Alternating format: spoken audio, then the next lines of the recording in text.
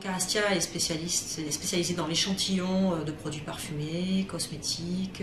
Aujourd'hui, nous travaillons avec toutes les grandes marques et nous leur proposons des produits qui vont être soit distribués en magasin, soit en magazine, en presse, soit directement chez le consommateur. Tout est basé sur un savoir-faire que nous avons développé pendant de longues années. Donc nous avons mis au point nos propres consommables, c'est-à-dire nos propres encres, dorures.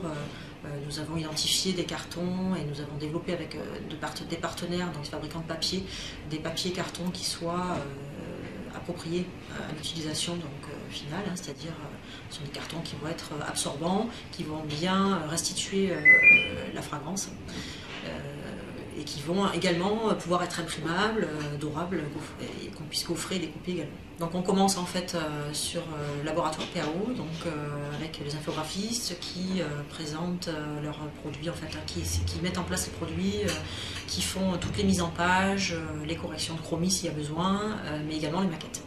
Donc on va voir la table découpée, puis également tous les infographistes en train de travailler. Ensuite on va passer à l'offset, donc l'offset c'est la partie impression, donc, qui vient directement après la PAO.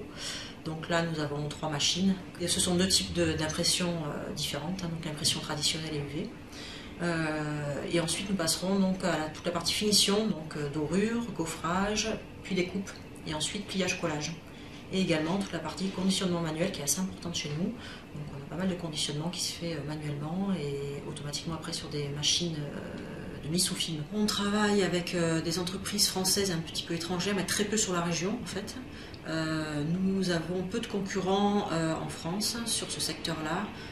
Disons, comme nous avons 3 secteurs d'activité, la mouillette, le pack, échantillon et le produit parfumé, disons que nous avons quelques petits concurrents, mais à échelle industrielle comme nous sommes les seuls en Europe à pouvoir fournir des quantités assez importantes avec la technologie que nous utilisons. C'est vrai que dans les années 80, peut-être que les parfumeurs grassois ont eu une baisse d'activité. Aujourd'hui, c'est redevenu quand même une activité très florissante sur la région. En tant que Français, on s'en rend moins peut-être compte. Les parfumeurs recommencent à confier le développement de leurs produits aux entreprises grassoises.